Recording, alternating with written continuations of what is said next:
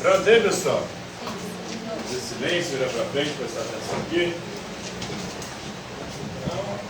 Eu falei que sempre, uma vez por mês, a gente ia trabalhar a diversidade religiosa para conhecer um pouquinho de cada uma das grandes religiões do planeta e também as principais religiões existentes no nosso país.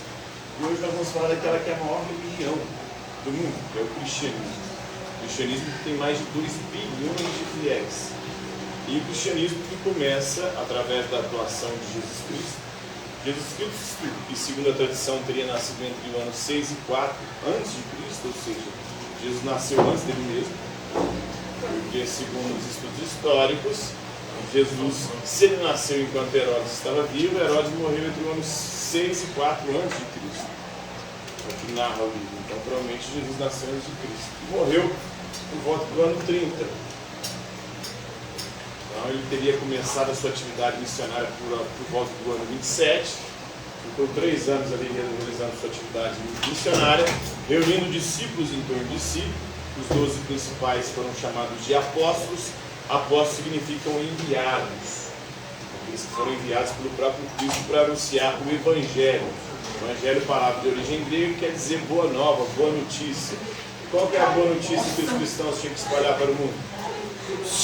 Silêncio aí, ó. A boa notícia, a boa nova era de que Jesus ressuscitou.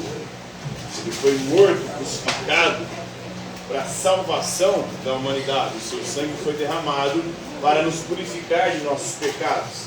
E ele ressuscitou como primícias, ou seja, como aquele que primeiro ressuscitou para que depois todos os outros ressuscitassem nele.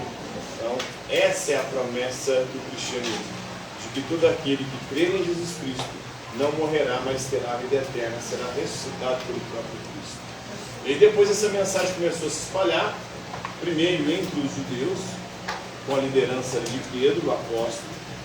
Depois, Paulo se converte, vira um apóstolo, é meio que uma contradição, porque apóstolo tinha que ser enviado por Jesus.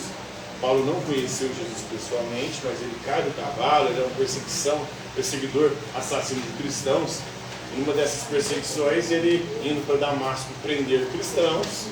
No caminho, ele cai do cavalo porque uma luz aparece para ele e o faz ficar cego. E aí, dessa luz, uma voz o questionou: Saulo, Saulo, por que me persegues? Era o próprio Jesus Cristo, ele chamava Saulo, depois ele muda o nome para Paulo. Paulo significa pequeno. Ele se dizia o menor dos apóstolos, um abortivo.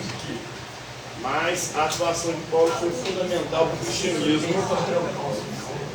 O cristianismo se expandir para além do mundo judeu, deixando de ser uma seita judaica e se transformando numa religião que alcança o Império Romano. E ali no Império Romano, depois com o Império em queda, ela vai se transformar na religião oficial do Império Romano, depois vai se expandir para todo o mundo. Na Idade Média nós temos o primeiro grande cisma entre a igreja ocidental romana e a oriental ortodoxa. Depois, em 1517, nós temos a divisão com a reforma protestante. Até então, até 1517, tinha 2 grandes tradições cristãs. A ocidental, com sede em Roma, e a oriental, que era dispersa ali pelo Oriente, pelo leste europeu e Oriente Médio. Então, tinham vários patriarcas ali. Eles não aceitavam a autoridade suprema do Papa, mas cada igreja tinha o seu patriarca. Até hoje ainda tem. Aí, a partir da reforma protestante, nós demos início ao cristianismo, acabou se tornando hoje em dia. Porque Martinho Lutero, que é o pai da reforma protestante, ele vai dizer o seguinte: ele vai defender a livre interpretação da Escritura. Ou seja, cada indivíduo pode, de forma livre, interpretar a Bíblia de acordo com o Espírito Santo. Mas o Espírito Santo é um Espírito tão confuso que tem mais de 100 mil denominações cristãs diferentes. Né? Por que tantas interpretações diferentes de um único livro? A que vocês atribuem isso? Por que há tantas interpretações diferentes se a Bíblia é uma só? Para ter mais de 100 mil igrejas que divergem sobre vários pontos doutrinais, sobre várias passagens bíblicas. Cada uma defendendo uma posição diferente. Martinho Lutero, por exemplo, ele vai criticar a Igreja Católica por conta da venda de indulgências, por conta das boas obras. Ele acreditava que o que salva é a graça e a fé, não é as boas obras. Não importa o esforço que a gente faça, todo esforço que a gente fizer é em vão, porque a gente, por nossa própria força, não consegue conquistar a salvação. A salvação é graça e dom divino, dom de Deus. E só a fé nessa graça pode nos salvar, acreditava Martim Lutero. E a Igreja Católica enfatizava a importância não só da fé, mas das boas obras, praticar o bem. E era possível também você conquistar o perdão dos pecados mediante práticas religiosas, como doar dinheiro para a igreja. Você doava dinheiro para a igreja dava indulgência plenária, plena ou parcial. Ele criticava a corrupção da igreja com a venda de indulgências, a simonia, que era a venda de objetos sagrados. Vendeu-se tantos pedaços da cruz de Cristo que dava para montar uma arca de Noé. Criticava a venda de cargos religiosos, os cargos de bispo, cardeal, até de papa, eram cargos políticos negociados, porque a Igreja Católica era a instituição mais poderosa da Idade Média. Inclusive, muitos papas foram extremamente promíscuos. Fizeram do Vaticano uma zona, um puteiro, né? Orgias sexuais ali, tanto heterossexuais quanto homossexuais. Então havia muita corrupção na igreja e todas essas corrupções vão ser denunciadas por Martim Lutero. Aí ele vai defender a livre interpretação. O problema é que depois ele queria que todo mundo seguisse a interpretação dele, né? A interpretação dele da Bíblia, ele viu o que foi virando, e no final da vida, inclusive, ele se arrepende. Na hora que ele viu o que deu a reforma dele. Ele vai divergir da igreja também sobre os sacramentos. A igreja considera 7 sacramentos, que é o batismo, tem a Eucaristia, né, que é a ceia, né? Tem a crisma, tem o matrimônio, tem a unção dos enfermos, tem o sacramento da ordem e o sacramento da penitência, né, que é a confissão. Esses 7 sacramentos da igreja católica. O Martim Lutero vai resumir esses sacramentos em 2 só, que é batismo e a ceia. Ele não vai concordar com a confissão, porque para ele nós temos que confessar direto a Deus. Cristo é o único intermediário entre nós e Deus, nós podemos confessar com Cristo. Então não precisa de sacerdote, não precisa de presbítero, não precisa de pastor. Você pode resolver as suas questões diretamente com Deus através de Jesus Cristo. Defendia Martim Lutero. Não precisa de padre, não precisa de nada disso. Não tem padre que perdoa os seus pecados, é Deus quem perdoa o pecado e você confessando diretamente para Ele os seus pecados. Então só a Deus deve dar glória, não deve-se então venerar ou adorar, né? Eles chamam de adorar, mas a igreja nunca defendeu adorar a igreja católica, defendeu adorar santos, ela defende a veneração dos santos, que é diferente. Adorar é prestar culto de um ser supremo. Agora venerar é a admiração, é diferente. Admirar uma coisa diferente de adorar. A igreja prega católica que se deve adorar somente a Deus, mas ela venera santos, como a Virgem Maria e outros santos. Então, o Martim Lutero também vai ser contra isso aí. Então, vários aspectos ele divergem, né? Ele nasceu em 1483, no século XV, né, em Eisleben, na Alemanha. A importância dele foi que seus ensinamentos se inspiraram em reforma protestante. Depois veio o Calvino e vários outros reformadores, e vai ter essa quantidade hoje que a gente tem de religiões protestantes, ou chamadas evangélicas, né? Ele falece no século XVI, já em 1545, também na mesma cidade onde ele nasceu, em Eisleben, na Alemanha. É talvez mais conhecido como inspirador da reforma protestante. Quando jovem, ele não conseguia convencer-se da certeza da sua salvação. Ele ficava morrendo de medo do inferno.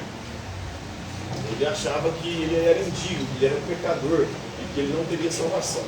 Até que ele teve uma iluminação. Peraí, a salvação não vai se dar pelo meu esforço, porque o meu esforço é em vão. Se não for a graça de Deus para me salvar, eu, por minhas próprias forças, não posso fazer nada, porque eu sou um pobre pecador.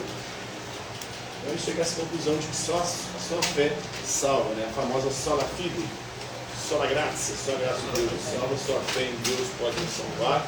Só na Escritura, ou seja, só a Escritura é a fonte da fé. Os católicos diziam que são 3 as fontes da fé católica: a tradição, que vem e remonta aos apóstolos, muito antes da confecção da Escritura. Depois a Escritura e por último o magistério. O magistério é a igreja quando ela reúne em concílios com seus bispos e papas. E ele vai criticar a autoridade papal, vai ser contra essa autoridade e qualquer forma de intermediação entre os homens e Deus, os seres humanos e Deus. Então a visão cristã ortodoxa sugeria que talvez a justificação pudesse ser alcançada por meio de boas obras, conjugadas ao auxílio de Deus. A Igreja Católica dizia que a graça é que salva, mas a graça também nos leva a fazer boas obras. A própria Escritura diz que a fé sem obras é uma fé morta. Então as boas obras é fundamental para a salvação na perspectiva da Igreja Católica. Na perspectiva de Lutero, não. As boas obras, se você o fizer, é por graça divina. E essa graça só vem mediante a fé, porque você acreditou. Então essa é a divergência aí, né?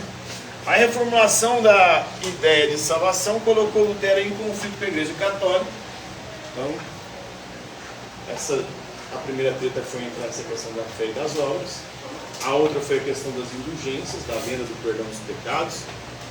A controvérsia das indulgências não representava de forma alguma toda a extensão das discordâncias de Lutero com Roma.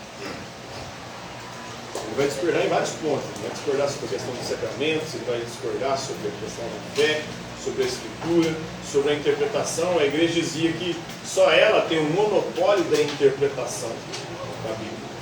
Então, um fiel de forma individual não pode interpretar como ele quiser e bem entender, porque isso vai gerar o caos. E o caos veio, né?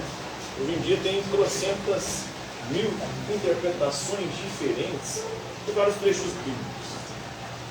Tem igreja que tem 7 sacramentos, tem igreja que não tem igreja que tem batismo de criança, de bebê e outras não. Tem igreja que é proibido doar sangue, tem igreja que é proibido fazer transplante de órgãos, tem igreja que é permitido o homem ter várias mulheres, outras que é proibido o homem ter várias mulheres, porque na Bíblia tem trechos, por exemplo, como nas cartas de Paulo, onde Paulo diz o seguinte: o bispo, ou seja, o episcopo, o ancião, que ele tem uma só esposa, ou seja, se você não for bispo, se você for um presbítero, diácono, um fiel qualquer, você pode ter mais de uma esposa. A igreja não, a Bíblia não proíbe ter mais de uma esposa. Então, são algumas questões interpretativas. Então, por uma perspectiva moderna, existe a tendência de aplaudir Lutero pela coragem que ele teve de desafiar o poder da Igreja Católica, mas ele tinha uns B.O.s também. Ele defendia a perseguição de judeus. Ele defendia colocar fogo em sinagoga, que é a igreja dos judeus. Ele defendia confiscar e tomar casa, propriedade e dinheiro de judeus. Então ele era o diabo dos judeus. Então não era tão bom nisso, não. Ele questiona a Igreja Católica, era uma instituição corrupta e muito poderosa naquela época, mas ele também tinha alta merda, né? Depois, inclusive, ele vai fomentar a perseguição àqueles que divergiam dele na interpretação da Bíblia. Ele queria que todo mundo seguisse a interpretação dele. Ele dizia que todo mundo deveria interpretar a Bíblia livremente, que o Espírito Santo inspiraria as pessoas, mas depois ele queria que todo mundo interpretasse do jeito que ele interpretou, né? Então, não obstante a significação de Lutero como figura histórica é inegável. É o mais importante pensador aí da Reforma Protestante, junto com Calvino. João Calvino, são os dois principais reformadores. Ele não apenas colocou as rodas da reforma em movimento, como também seus ensinamentos tornaram-se a base para a igreja luterana, né? E nos dias atuais aí conta com cerca de 70 milhões de membros.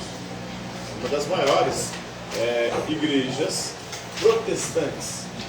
O maior número de membros do mundo, né? A maior é a católica, a maior é a igreja cristã. Aí temos outras grandes, né? Como o luteranismo, a igreja presbiteriana. Depois vem os movimentos aí, a igreja batista também, muito forte. Tem os movimentos pentecostais, depois os neopentecostais.